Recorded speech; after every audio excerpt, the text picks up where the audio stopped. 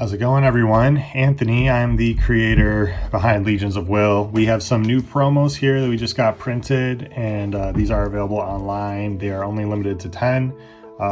So these are brand new cards that have never been created before. I wanted to improve the Crysotite decks. I have a Crysotite theme deck that I've built, and I realized that there's a little bit something missing with if you're sticking to that theme, and also some of these mechanics in general will help strengthen the gameplay. So I wanted to get these printed, and we have art from Sam and Edgar, and then these are we missing a card here? I think we're missing a card. We are missing this one. Here we are. Boom. Yeah, so there we go. And then, so we have 6 cards. And then we have this cool new card back. And this is the special card that comes with it. It has like this rainbow gilded edge. Yeah, there you can see it. So when you order this, you will get this special alt art promo of Ardessa that is done by Midnight Blue. Check him out on Instagram. A really good artist. Does a lot of like waifu type art. So yeah, want to just kind of like go over some of the cards real quick. We have these 6 cards here. They're printed in foil and are borderless, and the quality came out amazing. Nice thick cardstock. And they have this black core cardstock. So Glittering Palace is a base. It gets you 3 defense, 3 capacity, 3 resource. Cards cost 1 more to play. It costs 4 to flip. So it has this effect that affects all players, including yourself. However, the Chrysotites have this ability to generate resource very easily.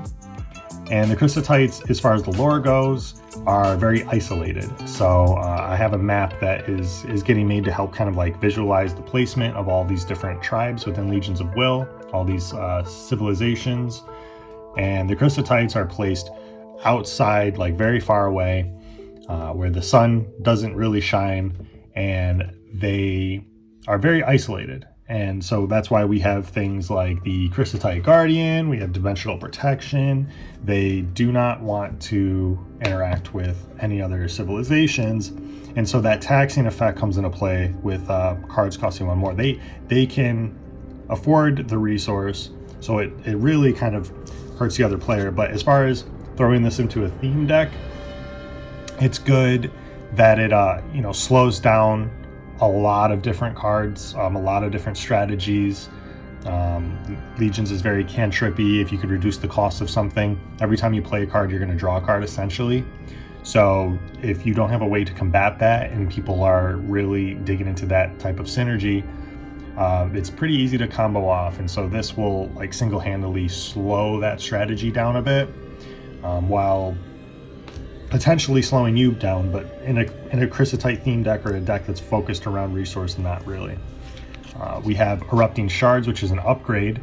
It doesn't add any defense capacity or resource to the base that it's in, but it only costs 2. And whenever a unit attacks this base, put a shard counter on this upgrade. Remove 4 shard counters from this upgrade. This upgrade deals 2 damage to target base. So this is one of the only few cards that can deal damage directly to a base, for obvious reasons. I mean, I don't think that type of effect should be on an action, unless it's like a legendary action. But putting it onto a card that requires more steps to be taken in order to achieve that effect, that result of dealing damage direct to a base, I think is pretty fair. Through play testing, this card is I think right where it needs to be. It's not game breaking. I think the cost for 2 is perfect, so you can get it out early. It does discourage players from attacking this base. They're really going to attack it when they know they could take it out.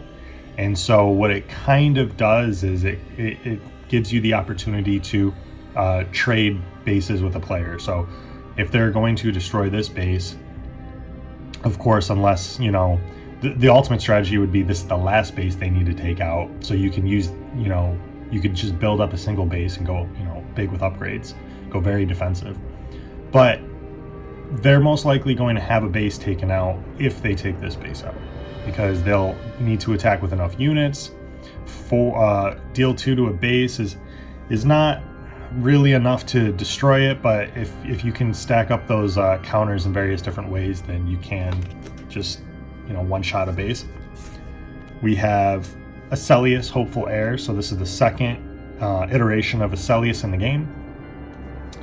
This one, it costs 4, 7 will, and 4 power. So you need 7 will to attack. It deals 4 damage and has 4 health, essentially.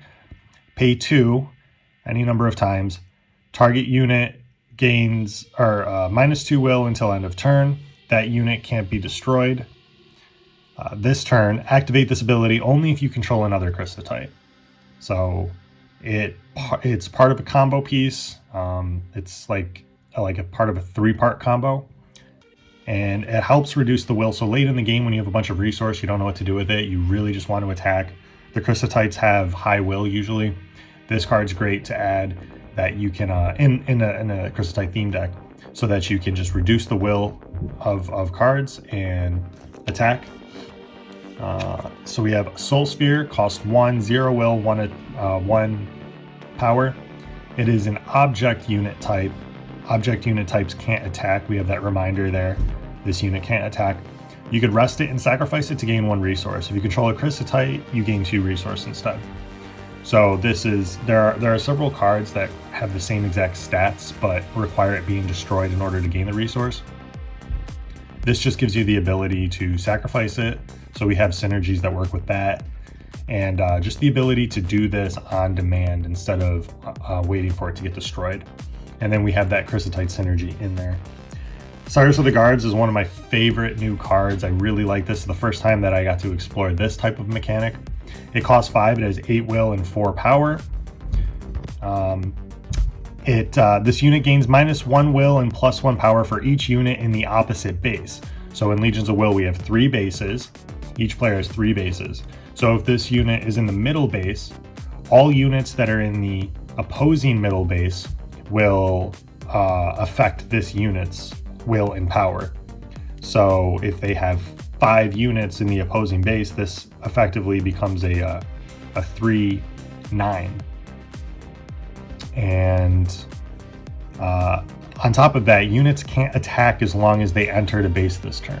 So it also just helps slow down and prevents, like, he's like standing there and he's like putting fear. He's like, you have these like fervent, you know, units going to attack a base, but then they see Cyrus, and not only is he getting more powerful and more willing to fight and protect his base, he's also kind of instilling this, like, you know, fear, I guess, or making units second guess their wanting to attack so quickly. And then finally we have Vardessa. These are all brand new cards that are only available in this promo set.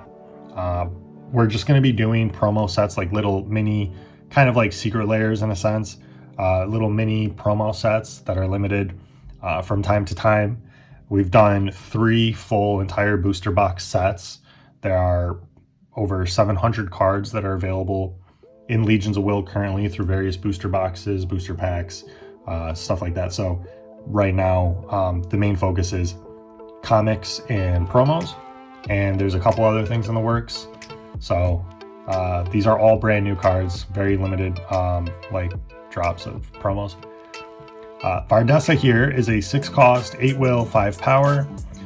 Whenever you gain excess resource, this unit deals that much damage divided among any number of other target units. In Legions of Will, your resource caps at 20. You don't lose it as steps and phases end. However, you only can have 20 resource at any time, maximum. Vardessa, Chrysotites easily max that out. The original Vardessa doubles your resource if you gain resource and is not a legendary, so you can have multiples to guarantee that. And so just by having the OG Vardessa out and this Vardessa, you're highly likely going to gain excess resource. So in one game I had gained 34 excess resource. I was able to deal that damage divided among any number of other target units. So that can combo off on our side of the board with some effects like the Crysotite Dragon, Diamentor. But in general, it's just a good like one-sided board wipe, especially if people are going low to the ground and trying to, you know, be cantrippy and play sort of aggro-y type decks. But even without that, 34 is a lot. We could spread 34 damage to our opponents, and even in multiplayer games, that's substantial. It deals a lot of damage substantially. And then we have the chance to kind of swing in with the Celius, and yeah, so it's a really cool effect to be able to find ways around our limitations. We create the limitations in the game, make it fun and fair and easy to digest and easy to learn and easy to play. This game's a lot easier to, you know, jump into than Magic, and a lot of the, you know, issues that people have with Magic, those are non-existent in this game. But with those limitations, we can still, for competitive players and for deck builders, we can find ways to exploit these things. So that's a really cool thing. Whenever a legendary unit you control is dealt damage, you gain 1 resource. So again, with Chrysotites, they tend to gain double resource, things like that. So you can spread this damage to some legendaries like Diamentor, gain 2 resource instead, or 4 resource instead.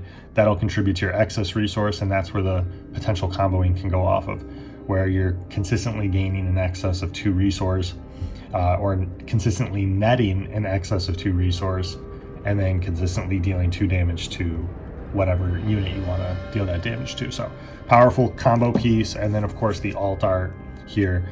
Here's the typical Legions of Will back, and then here's the new Legions of Will back in this kind of like bonus collector promo. So I really like the card back a lot, and just to have this like essentially non-playable card, especially due to the gilded edge, the rainbow gilded edge there, but something to just showcase and, you know, put in a hard sleeve or put in your binder and just look at, because it is very pretty looking. And I love the you know, purples and pinks and blues and stuff like that. So this may still be currently available on the website. I'll have a link in the description. We're definitely, if you're interested in playing, join the Discord. We have players that play via Spell Table for some cam games. We can also play on Tabletop Simulator. All these cards, these aren't quite yet on there. They will be, but all those 700 plus cards that I mentioned are on Tabletop Simulator, so you can really get into the game and learn how to play. If you have any questions, just let us know. Thanks. Peace.